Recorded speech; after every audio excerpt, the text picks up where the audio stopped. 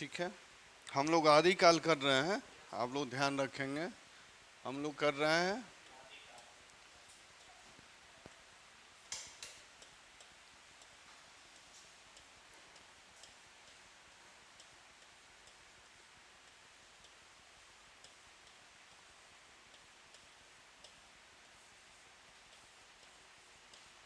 इतिहास, नहीं, हिंदी साहित्य के इतिहास में हम लोग कर रहे हैं, क्या कर रहे हैं? आदिकाल। आदिकाल, आदिकाल का समय क्या है? 750 से 1350 ईस्वी का। ठीक है, आदिकाल कर रहे हैं। आदिकाल का समय है 700 से 1350 ईस्वी का। ठीक है। और इसको अगर इतिहास के दृष्टि से देखते हैं, तो इतिहास के दृष्टि से देखते हैं तो इसको क्या कहते हैं? अशांति का काल। ध्यान रखेंगे, इसको कहेंगे, यानी अगर इसको देखेंगे तो ये अर्थात युद्ध, युद्ध, युद्ध और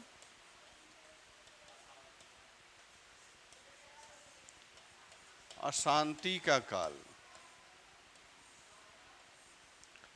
युद्ध और अशांति का काल। युद्ध और अशांति का काल क्यों कहते हैं? क्योंकि हर्षवर्धन के मृत्यु के बाद ये सत्ता के लिए संघर्ष होने लगता है, यानी केंद्रीकृत शासन व्यवस्था क्या होती है? विकेंद्रीकृत हो जाती है। नहीं, सामंतवादी व्यवस्था आती है, तो इसलिए इसको युद्ध और अशांति का काल कहते हैं। क्योंकि इसमें छोटे छोटे सामंत जो हैं अपने वर्चस्व के लिए, अपने अधिकार के लिए एक दूसरे से हमेशा लड़ाई करते हैं, यानी अपने निजी स्वार्थ के लिए, निजी हित के लिए ये हमेशा युद्ध में रहते हैं। इसलिए युद्ध के होने से ये युद्ध और अशांति का काल होता है। और इसी समय देखेंगे बहुत सारी परिस्थितियां डेवलप होती हैं। नहीं तो अगर आप देखेंगे, इसको परिस्थिति के हिसाब से देखेंगे, इसको समझेंगे पहले, बहुत इम्पोर्टेंट चीज़ है।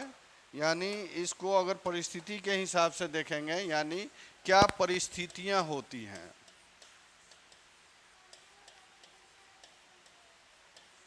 क्या परिस्थितियां होती हैं, यानी इतिहास के दृष्टि से 700 से 1350 ईस्वी का जो समय काल है उसमें क्या परिस्थितियां होती हैं।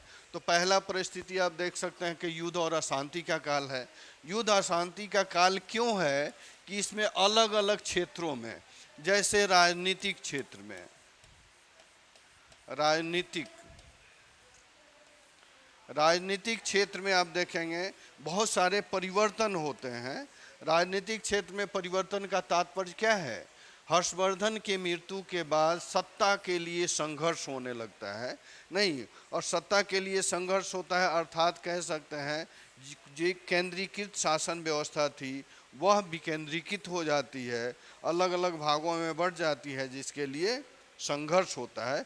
यानी आप कह सकते हैं, अगर पहला पॉइंट आपसे पूछा जाए तो हर्षवर्धन हर्षवर्धन की मृत्यु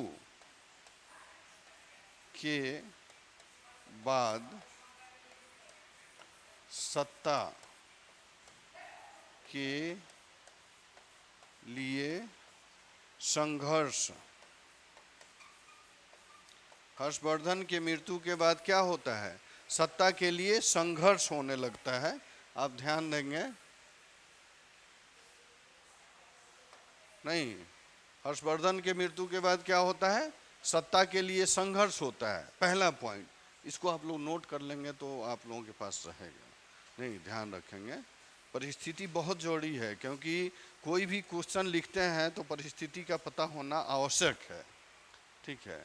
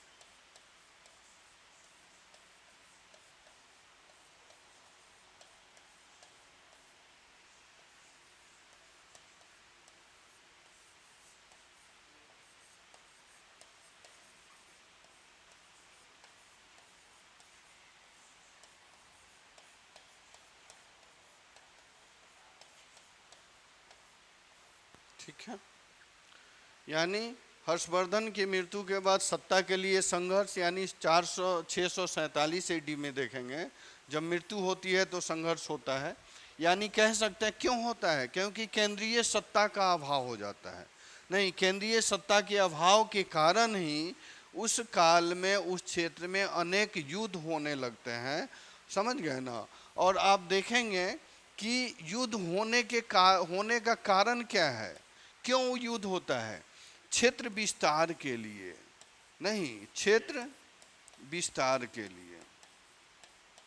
पहला कारण क्षेत्र विस्तार, क्षेत्र विस्तार के लिए युद्ध होता है, क्योंकि आपको पता है कि हर्षवर्धन के काल में जो केंद्र में सत्ता मजबूत थी तो प्रशासनिक अधिकारी दूरवर्ती क्षेत्र में शासन चलाते थे। तो जब कमजोर हो गई तो वो अपने क्षेत्र में क्या हो गए, स्वतंत्र हो गए। नहीं, जब स्वतंत्र हुए तो वो क्षेत्र विस्तार करने लगे, यानी अपना क्षेत्र दूसरे के क्षेत्र में अगर हस्तक्षेप करेंगे तो युद्ध होगा ही। इसलिए यह क्षेत्र विस्तार के लिए एक युद्ध होता है। इसके साथ साथ आप देखेंगे कि श्रृंगार के लिए भी युद्ध होता है। श्रृंगार के लिए, नहीं, श्रृंगार के लिए, क्योंकि यह राजा जो थे, छोटे राजा, सामंत और जमींदार में कन्वर्ट हो गए। जमींदार में कन्वर्ट हो गए तो आप आगे देखेंगे कि क्षेत्र विस्तार के लिए युद्ध करते हैं, यानी वीरता प्रधान काव्य लिखी जा रही है इस क्षेत्र में। फिर जब वो अपने राजमहल में होते हैं, अपने शयन कक्ष में होते हैं, तो श्रृंगार के लिए कविताएं लिखी जाती है, यानी उनके मनोरंजन के लिए जो साहित्यकार साहित्य लिखते हैं उनको श्रृंगार कहते हैं। यानी यहाँ देखा जाता है कि जिसकी लाठी उसकी भैंस वाली बात है। नहीं, यानी यहाँ पर ये लोग अपने आन बान शान के लिए युद्ध करते हैं और अपने ऐश आराम के लिए युद्ध करते हैं। यानी इसी में देखा जाता है, जाकी कन्या सुंदर देखी तापर जाए धरी तलवार। जिसकी कन्या, जिसकी महिला सुंदर लगती है, उनके लिए वो युद्ध में अपने पूरे वंश का नाश कर देते हैं। इस तरह की परिस्थिति देखी जा सकती है। यानी युद्ध होने के कारण क्या है, दो मुख्य कारण है, एक है क्षेत्र विस्तार और दूसरा है श्रृंगार के लिए। ठीक है, राजनीतिक क्षेत्र में। इसके बाद आप देखेंगे यही परिस्थितियां होती है, यानी इसी समय राजनीतिक क्षेत्र में उत्तर पश्चिम का अर्थ क्या है, अफगानिस्तान वाले क्षेत्र से नहीं, उत्तर पश्चिम से कुछ मुस्लिम आक्रमणकारियों का आक्रमण होता है।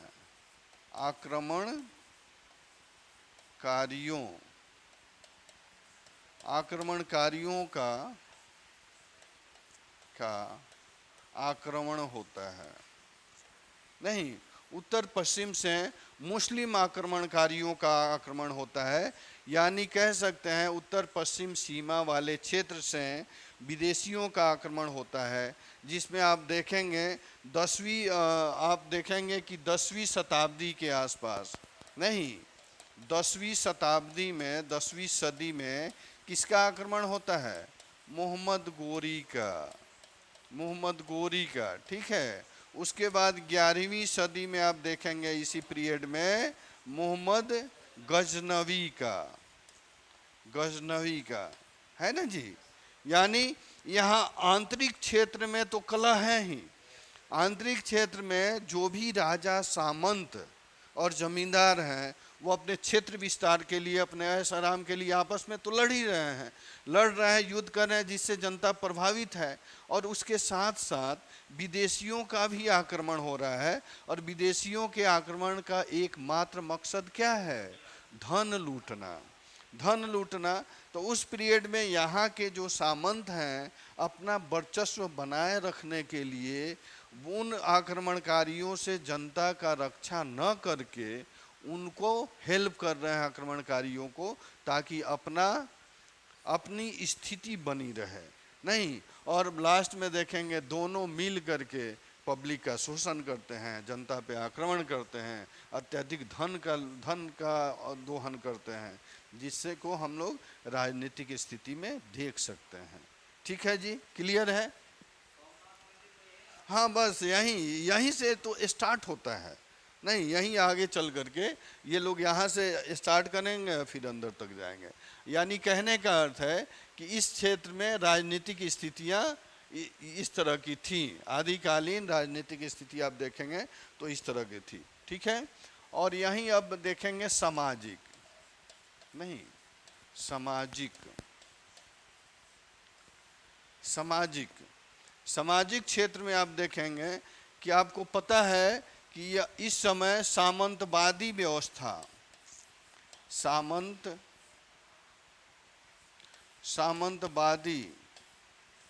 सामंतवादी व्यवस्था क्या हो चुका है, स्थापित हो चुका है। नहीं, छोटे राजा जो थे ये स्वतंत्र रूप से बड़े जमींदार और सामंत के रूप में उस क्षेत्र पर क्या कर रहे हैं, शासन कर रहे हैं। और आपको पता है कि उस समय हमारी अर्थव्यवस्था क्या है, कृषि प्रधान अर्थव्यवस्था है। यदि इस समय देखेंगे कि हमारी अर्थव्यवस्था जो होती है,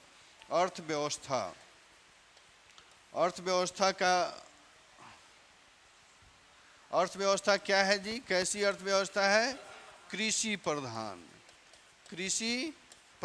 अर्थव्यवस्था है। कृषि प्रधान अर्थव्यवस्था है, नहीं कृषि प्रधान और अर्थव्यवस्था है। और कृषि प्रधान अर्थव्यवस्था के होने के वजह से जब सामंत और जमींदारों का उद्भव होता है तो जमींदारी प्रथा के माध्यम से कृषकों का अत्यधिक शोषण होता है। ध्यान रखेंगे, देखिए कैसे लिंकअप है। यानी केंद्र में केंद्रीकृत शासन व्यवस्था का अंत हो गया तो छोटे सामंत और राजा आ गए, और हमारा जो सामाजिक व्यवस्था था यानी कृषि प्रधान अर्थव्यवस्था थी, और कृषि प्रधान अर्थव्यवस्था के होने के वजह से केंद्र में जब जमींदारी प्रथा का वर्चस्व आया तो जमींदारों के माध्यम से कृषकों का अत्यधिक शोषण होने लगा। अर्थात आप कह सकते हैं यहाँ जमींदार दिन प्रतिदिन धनिक होते गए और कृषक दिन प्रतिदिन गरीब होते गए और उनकी स्थिति अत्यधिक दयनीय होती गई, ठीक है। तो अर्थात कह सकते हैं कृषि प्रधान अर्थव्यवस्था है और जमींदारी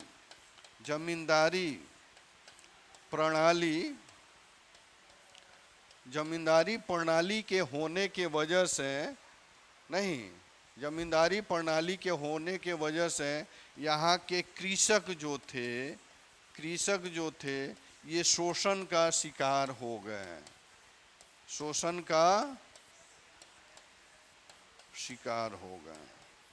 क्लियर है जी। कृषक क्या हुए, जमींदारी प्रणाली के होने के वजह से कृषक शोषण का शिकार हो गए, और शोषण के शिकार होते ही उनकी स्थिति क्या हो गई, अत्यंत दयनीय हो गई।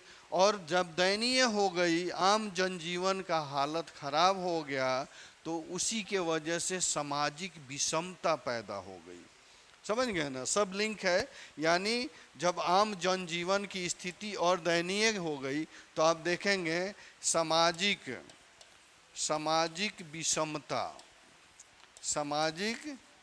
विषमता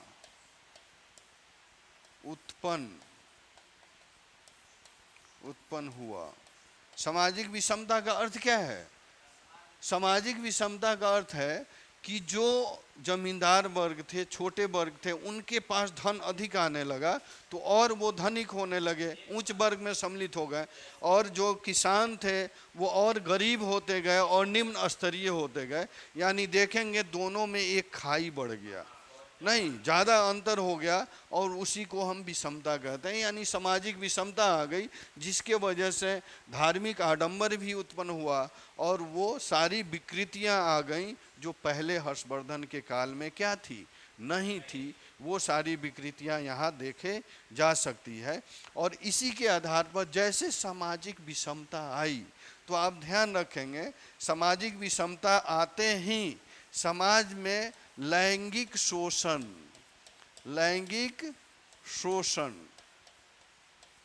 ठीक है, लैंगिक शोषण, फिर जातीय शोषण। लैंगिक शोषण का तात्पर्य है जैसे सामाजिक, सामाजिक विषमता उत्पन्न हुआ, अमीर अमीर होते गया, गरीब गरीब होते गया, जिसके वजह से महिलाओं का लैंगिक शोषण का अर्थ क्या है? निम्न वर्ग की महिलाओं का उच्च वर्ग के पुरुषों के द्वारा हर एक तरह से शोषण होने लगा, जिसको लैंगिक शोषण कहते हैं। और उसी के बाद जब जातीय भेदभाव उत्पन्न हुआ, वर्ण व्यवस्था का प्रभाव वर्चस्व बढ़ गया, तो जातीय शोषण की भी स्थिति यहाँ पर उत्पन्न हो गई। और आप देखेंगे जब ये सब स्थितियाँ उत्पन्न हुई तो हर्षवर्धन के काल में जो महिलाएं, जो स्त्रियाँ पूज्या के दृष्टि में होती थी, पूज्य भाव से देखा जाता था, उनको अब भोग्या के दृष्टि में देखे जाने लगा।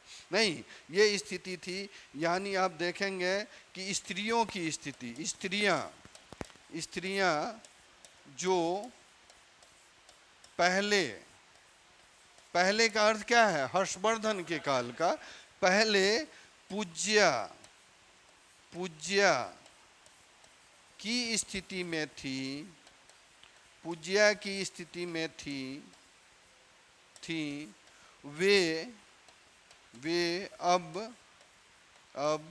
भोग्या की स्थिति में आ गई, भोग्या की स्थिति में आ गई। नहीं, यानी महिलाओं की भी स्थिति क्या हो गई? यहाँ पे महिलाओं की स्थिति दयनीय हो गई और दिन प्रतिदिन उनकी स्थिति और गिरती गई। और महिलाओं की स्थिति जब इस तरह की शोषण की प्रवृत्ति बढ़ गई तो महिलाओं में सती प्रथा का वर्चस्व हो गया, परंपरा डेवलप हो गया। यानी उस प्रवृत्ति से दुखी हो करके महिलाएं अत्यधिक संख्या में सती होने लगी। तो आप देखेंगे ये जो एक सामाजिक कोढ़ के रूप में है, सती होना। अगर महिलाएं सती हो जाती हैं तो आप देखेंगे जब यहाँ पर इसी के वजह से, किसके वजह से? पहले पूज्या के दृष्टि में थी, यानी समाज में उनका इज्जत प्रतिष्ठा मान मर्यादा था। नहीं, जब वो सारी स्थिति ठीक हो गई तो उनको भोग्या की दृष्टि में, भोग के वस्तु के रूप में लोगों ने, यानी जमींदार वर्गों ने देखने लगा। तब क्या हुआ? इसी के वजह से सती प्रथा का प्रचलन हुआ। सती प्रथा का प्रचलन लिंक है ना जी। क्यों सती प्रथा आया? क्योंकि इनकी स्थिति क्या हो गई?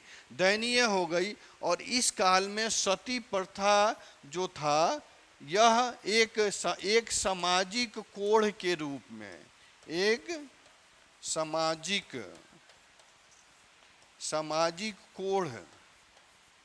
कोढ़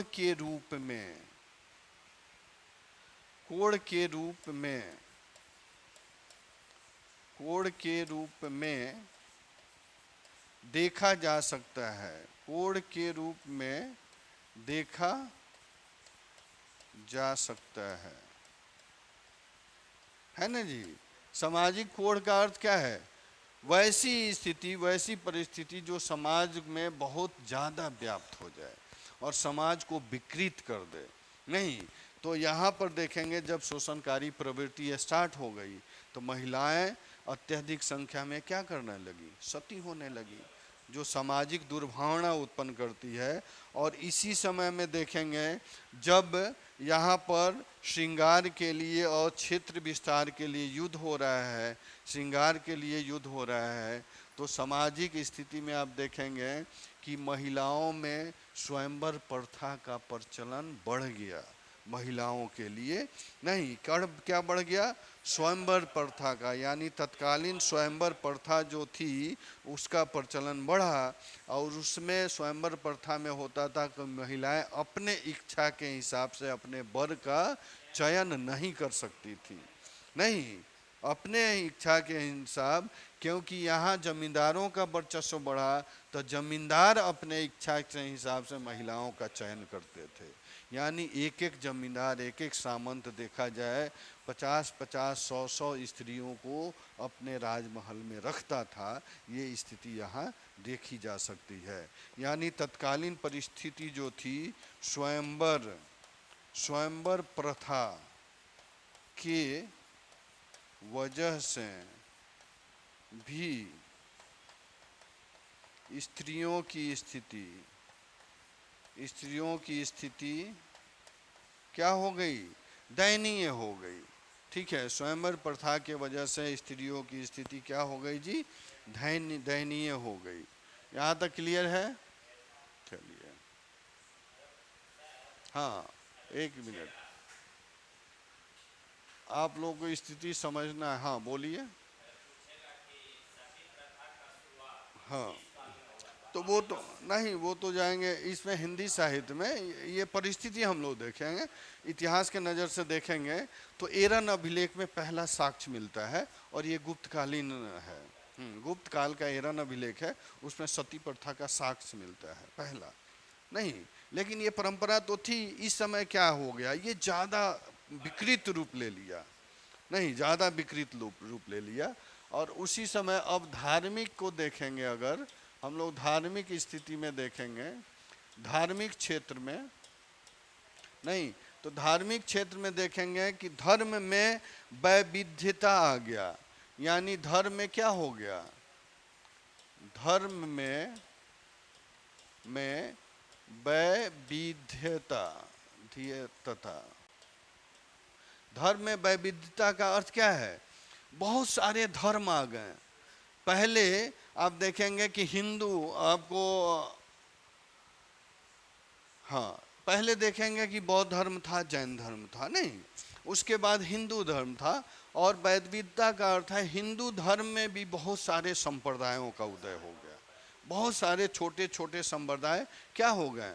उदय हो गए, और मानने वाले भी बहुत हो गए। यानी आप देखेंगे एक तरफ तो जैन धर्म है ही, जैन है, यहाँ पर हिंदू है जी, और उसके बाद यहीं पे आप देखेंगे जैन और हिंदू के बाद यहाँ पर क्या है? बौद्ध है। समझ गए ना? क्या है? बौद्ध धर्म है।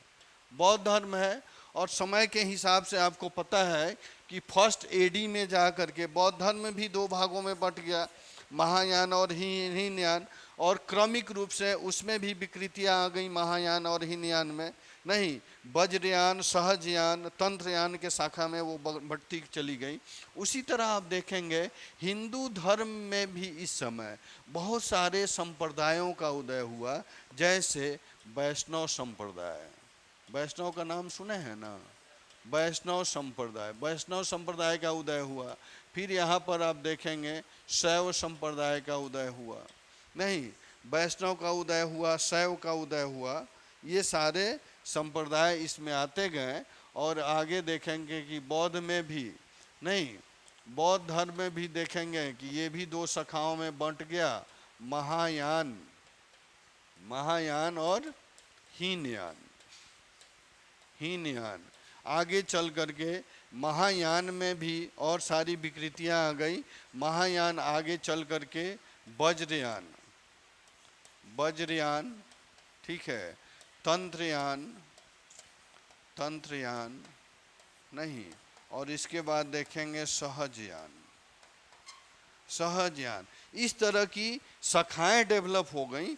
और शाखा डेवलप होने के वजह से धीरे धीरे क्या हो गया? समय के हिसाब से इनके मानने वाले अपने सिद्धांत में परिवर्तन किए। और परिवर्तन करने के साथ साथ इसमें भी क्या हो गई? विकृतियां आ गई, जिससे कह सकते हैं कि कालांतर में धार्मिक शोषण भी होने लगा। जब धर्म में अधिक संप्रदायों का उदय हुआ, अधिक अलग अलग सिद्धांतों का उदय हुआ, तो उसके धर्म गुरुओं के माध्यम से आम जनता का शोषण होने लगा। ठीक है, तो आपने देखा राजनीतिक स्थिति, सामाजिक और धार्मिक स्थिति क्या थी। इसके बाद एक और स्थिति आती है जिसको हम लोग कहते हैं सांस्कृतिक स्थिति। नहीं, सांस्कृतिक स्थिति अर्थात आप देखेंगे कि इस समय संस्कृति के, भारतीय संस्कृति में क्या चेंजेज हो रहे हैं, है ना जी? भारतीय संस्कृति में क्या परिवर्तन हो रहा है, यानी हम लोग परिस्थिति देख रहे हैं। तो यहाँ देखेंगे संस्कृति, सांस्कृतिक क्षेत्र में, नहीं, सांस्कृतिक क्षेत्र में। सांस्कृतिक क्षेत्र का अर्थ होता है कि आपको पता है जब हर्षवर्धन के काल में भारतीय संस्कृति अपने चरमोत्कर्ष पर थी, चरम सीमा पे थी। हर एक क्षेत्र में देखा जाए, यानी लेखन क्षेत्र में, स्थापत्य कला में, सब क्षेत्र में देखा जाए कि हर्षवर्धन के युग में भारतीय संस्कृति अपने चरमोत्कर्ष पर थी। लेकिन जैसे हर्षवर्धन की मृत्यु हुई तो अयोग्य शासक आ गए, उनसे संस्कृति के जो भी तत्व थे वो संभल नहीं पाए। और उसी समय आपको पता है, जब उत्तर पश्चिमी सीमा से जब विदेशियों का आक्रमण हुआ, तो जब भी कोई भी आक्रमणकारी आता है या कोई भी विदेशी आता है तो अपने साथ अपनी संस्कृति और सभ्यता को भी लेकर के आता है। नहीं, सभ्यता संस्कृति को लेकर आता है तो वो लोग भी अपने इस्लामिक संस्कृति को लेकर के आए, और उसके माध्यम से यहाँ जब इस्लामी और इंडियन संस्कृति मिक्स हुआ तो इंडो इस्लामिक संस्कृति का विकास हुआ। और उसी के फलस्वरूप आप देखेंगे जब वो लोग आक्रमण किए तो बहुत सारे मंदिर यहाँ पर तोड़े गए, शैक्षणिक संस्थाओं का विनाश किया, और मंदिर के जगह पर उन्होंने मस्जिद बनवाया। और शैक्षणिक संस्थाओं का विकास करने के वजह से हमारी सांस्कृतिक और शैक्षणिक संस्थाओं का भी पतन हुआ, जिसको हम लोग सांस्कृतिक स्थिति में देख सकते हैं। ठीक है, तो इसमें एक पॉइंट नोट कर लेंगे, एक पॉइंट इसमें नोट करेंगे। हर्षवर्धन के समय, यहाँ नोट कर लेंगे, हर्षवर्धन के समय, हर्षवर्धन के समय भारत सांस्कृतिक दृष्टि से, भारत सांस्कृतिक दृष्टि से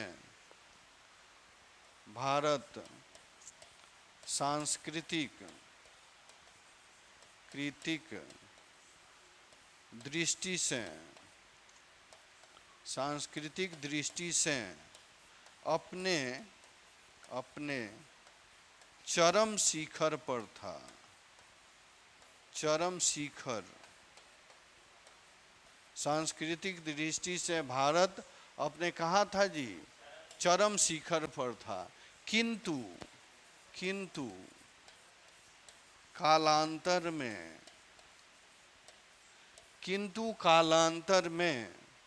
कालांतर में मुस्लिम आक्रमण होने के वजह से, कालांतर में मुस्लिम आक्रमण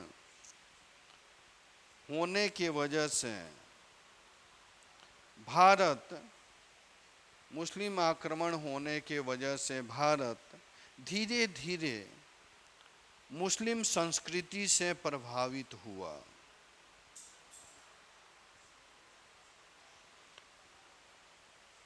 ठीक है, मुस्लिम संस्कृति से प्रभावित हुआ।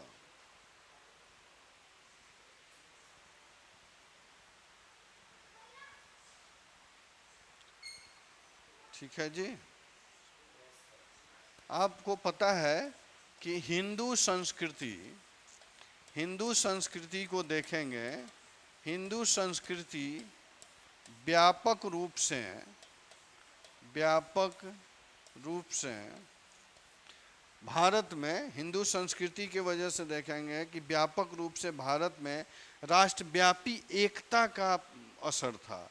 राष्ट्रव्यापी यानी राष्ट्रव्यापी एकता नहीं, एकता का प्रभाव था, हिंदू प्रभावित था। और हिंदू धर्म जो था ये पूरे लोगों को एक सूत्र में बांध करके रखता था, समझ गए ना। लेकिन ये जब आक्रमण हुआ तो हिंदुओं का वर्चस्व क्या हो गया? कम हुआ, जिसके वजह से हिंदू संस्कृति का भी अवमूल्यन हुआ और इस्लामी संस्कृति का प्रभाव बढ़ते गया। तो आप एक पॉइंट यहाँ करेंगे कि जब इस्लाम का प्रभाव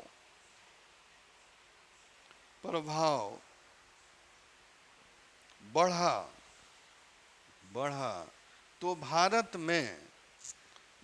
में सामासिक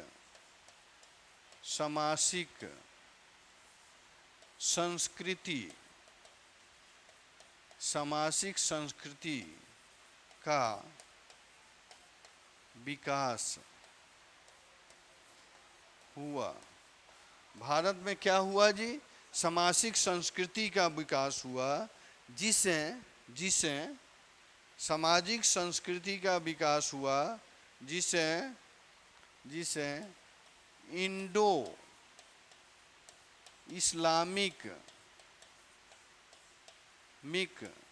संस्कृति, इस्लामिक संस्कृति के नाम से, इस्लामिक संस्कृति के नाम से जानते हैं।